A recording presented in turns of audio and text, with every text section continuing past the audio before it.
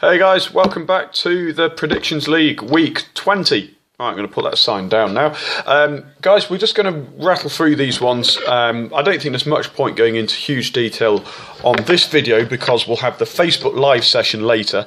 And of course, we'll have a podcast coming out in a couple of days' time anyway. So, guys, without further ado, Predictions League. So, what changes have we had? Well, the leaderboard... Brian Rapelier is still in the lead. In fact, he stretched his lead with another top score of 11 points. That's his third top score of the season. And he is now 5 points clear of Steve Fenton. We've had a few new players who've joined, and at the bottom end of the table, they will start seeing a few places chop and change. That's also had an effect on the points per predictions that we have seen with, I think, let me just check, at the top of the points per prediction leaderboard, we've got Mark Lodge, who's only predicted 15 games, but he's got 17 points in those 15 games, which is incredible. 1.133 points per prediction. Isham's got 1 point per prediction, so he's second. Cornelius Veduto is third with 0.938, and then we've got some of the regular players. Anyhow, guys, looking forward to this weekend's games.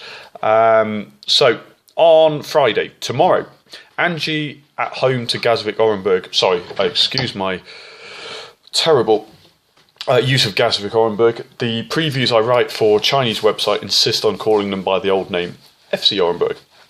Honestly, I don't see this being a thriller. Angie, as we know, have had huge problems settling their side down, and they've offloaded a whole load of players, brought in a load of new players. Said Ezatolahi is back from suspension, and Sergei Pashivluk should be available, but how much difference that's going to make, I don't know. Orenburg have got 4 points out of 6 so far this season. I see this being a very, very low-key draw. I'm actually going for 0-0. Saturday, Tom Tomsk against Amkar PM. Well, Tom Tomsk, as we know, are in utter freefall. I don't see them winning another game this season. A few people have commented maybe they'll lose every game this season. Distinctly possible. Even scoring is going to be difficult. We've seen how tired towards the end of games. Amkar are not a side that burst out to the blocks, but they've got much more quality than Tom Tomsk do. Even though Chuma Anene has left to join Kairat in the Kazakh Premier League. Bit of a loss, but their first choice striker is really Darko Bodl. Pavel Komolov in the midfield as well is a very, very able assistant. So I'm going for a very narrow win. I'm going for 1-0.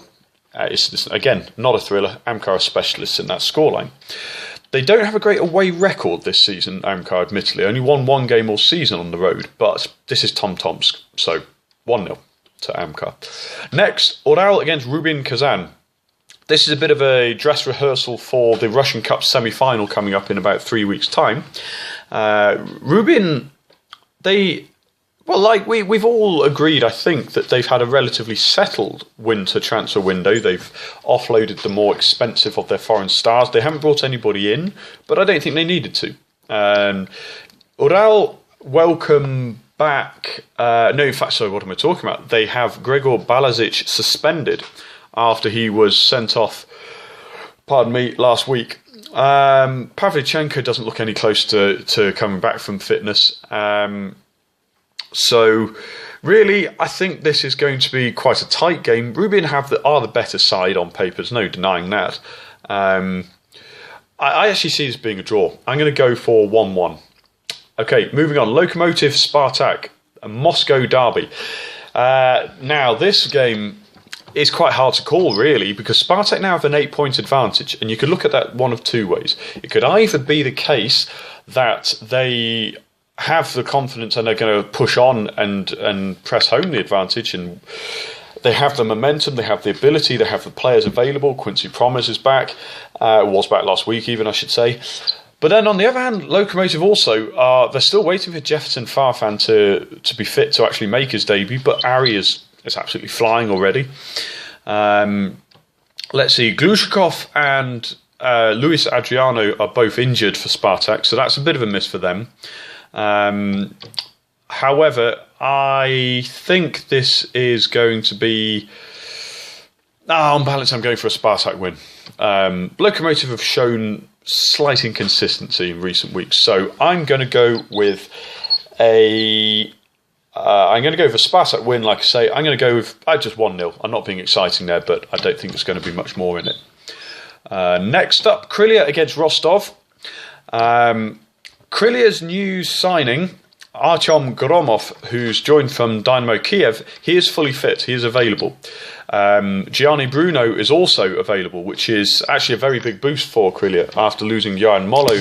Gianni Bruno is a very capable attacking element of the Krylia side, so that will be useful. However, Ali Gajibakov is suspended. He had 3 yellow cards from his time at Anji, and he's picked up 1 at Krylia, so he's now out.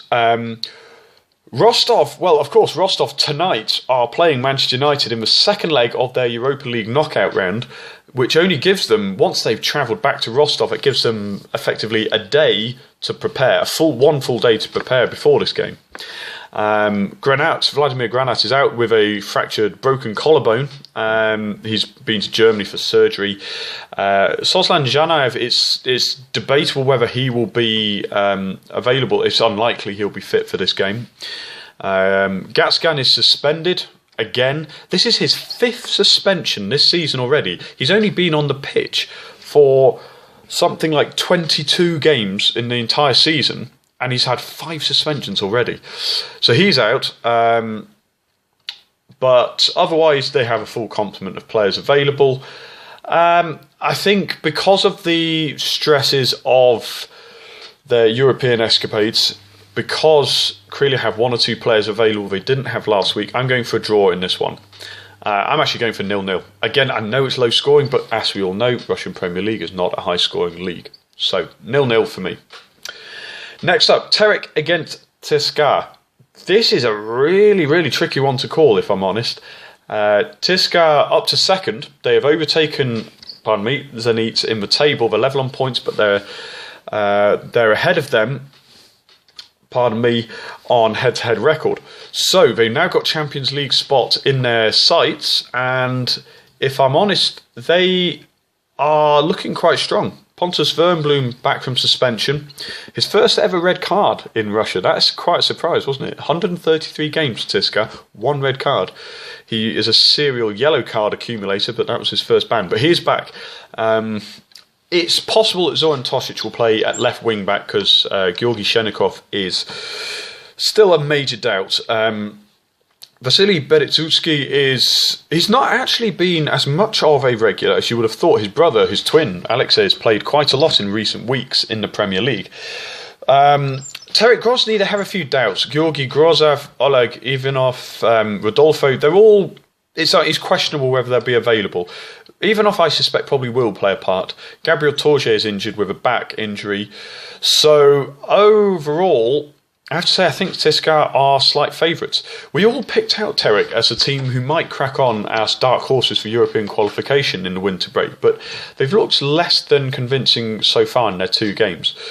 This could all change, of course, but what I see is Bekim Balai has lost a lot of form, and that actually has affected him a huge amount because he's by far and away their top scorer, second top goal scorer in the league with 8, but he hasn't scored in the last 7 games.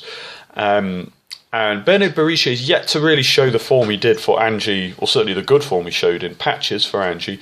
He's a great player. When he's on form, he will be devastating, but I actually think CSKA will nick this one. And yet again, I'm not being adventurous with the scoreline, but I'm going 1-0 to CSKA away. And this leaves us with Krasnodar against Ufa. Krasnodar at home to Ufa. Sorry, well, the 2 games left, but penultimate game. Krasnodar Ufa. Pavel Mamayev is back, which is a major, major plus given that Fyodor Smolov will be out for the majority of the season, it looks like.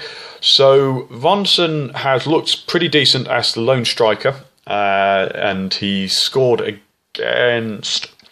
Oh, blimey. He scored recently. I'm sorry, I don't have quite to hand full information, but we're rattling through this, like I say. Fyodor Smolov is out. No other major injury concerns. Dmitry Sasuyev is suspended for Ufa, though. And Bojan Jokic, interesting signing for Ufa, who's got a good amount of pedigree, played for Villarreal in Spain. He made his debut off the bench, possibly could start even this game. Kehinde Fatai is also available, theoretically, he came off the bench. So what do we make of this one, really? Well, I actually think Krasnodar will win this one. Their home record is excellent. They've won 7, drawn 2 of their home games so far. Their away form, obviously, is very poor, but they are at home. And yes, they have Europa League commitments, but they have the home leg tonight, as opposed to Rostov being away in England. And I think they will win. By the time most of you watch this, we may already see the result, but I actually think Krasnodar will beat Celta Vigo. If they do, that will give them a confidence boost. If they don't, well, sure, they'll have to pick themselves up, but I still think they have more quality. Ufa do have the most stunning away form. They have won more games than anybody else, 6 games on the road already this season. So that might point towards Ufa getting a result here. And I'm not going to dispute in great detail anybody who thinks Ufa will at least get a point. But, like I say, Krasnodar, a bit like Tiscar, I see them getting the bit between their teeth now that they have got into, almost psychologically, that symbolic 4th place, the last Europa League spot. I think they'll be up for this game. They're starting slowly but surely to get used to life without Smolov in the short term, and I think they're going to win this one. I'm going to go 2-0 to Krasnodar. And finally, Zenit at home to Arsenal Tula. I think this is the easiest game to call of the lot. I don't think many people are going to think Arsenal will get anything out of this game. In terms of absences, there aren't really a great deal of fresh absences. Igor Smolnikov is still a minor doubt. He has been training with Zenit, but will he have enough fitness, or do they even need to risk him, if I'm honest? Anyukov has been filling in ably at right back. Personally, I think what should happen is Luis Neto should be dropped and Branislav Ivanovic should come in at centre-back.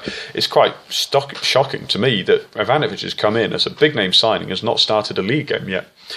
Anyhow, Arsenal are still without Ilya Maximov. He'll be out for a while with a knee injury. And Gia Grigalava is a doubt, but I don't think any of that really makes a great deal of difference. Arsenal in the automatic relegation places. I think Zenit will run out comfortable winners here. I'm going to go with 3-0 to Zenit. So guys, those are my predictions. This is the Predictions League though, of course, so it's time for you to make your predictions. Below this video, comment your predictions for the 8 games, and good luck. Don't forget, get them in quickly, because tomorrow is the first game, Angie Orenburg. And yeah, well, like I say, guys, keep your eyes peeled on the content coming out on the site. We'll have a podcast coming out in a couple of days' time. And I will publish the latest leaderboards for the Predictions League in the messages below this. So guys, best of luck, and I will see you soon.